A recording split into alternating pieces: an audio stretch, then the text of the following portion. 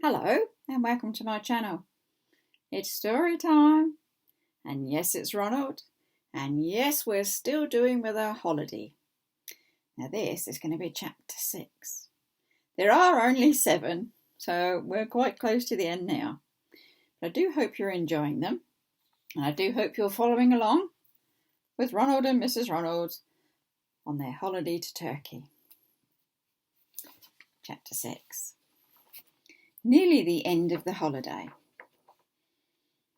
It was the last day but one of the holiday, and Ronald and Mrs Ronald were walking around the town, looking at the lovely shops, wondering what presents they could take back for their family and friends, as a reminder of their wonderful time they had had on holiday in Turkey. Mrs Ronald loved the shops. There was so much to choose from.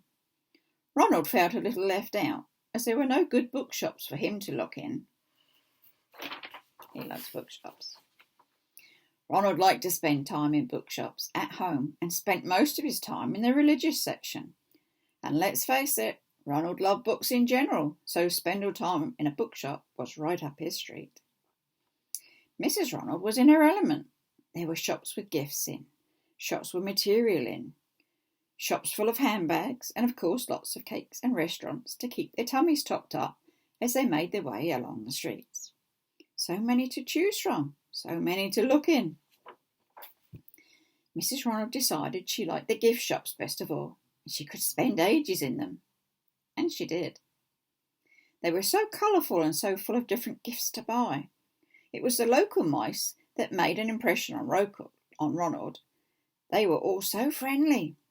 Every time Mrs Ronald went into a shop, Ronald sat outside and talked to the local mice. Even though he did not speak Turkish, between them they understood a little bit of broken English and some sign language thrown in. Every time Mrs Ronald came out of a shop, she passed a bag of gifts to Ronald. He wondered how they would get it all home. Ronald was getting pretty loaded down. Ronald asked Mrs Ronald if she had enough money in her purse, and she said, "Enough for now." And with that they both laughed. The only shops Mrs Ronald missed was seeing the traditional shops with all the lovely material in it. She thought that they would need to go deeper into the town to find those. Where they were looking was obviously geared up for the holidaymaker, rather than the local mice. Ronald and Mrs Ronald had such a nice holiday, they would not hesitate to go back again. All too soon the holiday had come to an end, and it was now the last day.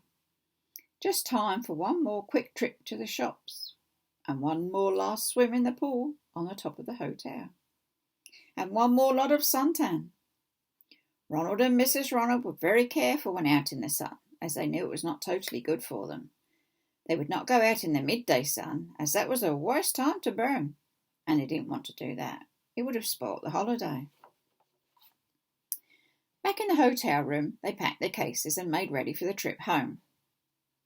They took the transfer bus, this time without the driver trying to fall asleep. As always, the trip back to the airport always seemed quicker than the trip away from the airport. Once back on the plane, they were able to reflect on the week's holiday and how lovely and relaxing it had been. Ronald already had ideas of what he would like to share with the church once they were back home. He wanted to paint pictures of the boats, of the hills and of the houses. On his trusty camera he had lots of pictures to print off and perhaps put them on a notice board in the church. All that was left now was to plan their next holiday. I wonder where it would be. Do you like to go on holiday? But Ronald had his notebook to write up the day when he was home even, and he put his special words in it.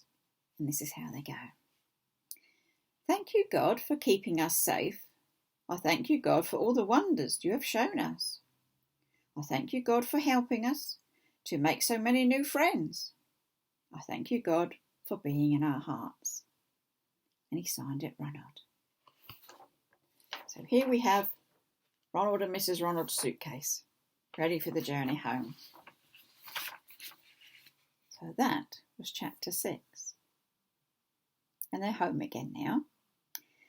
Chapter 7, last chapter of the story.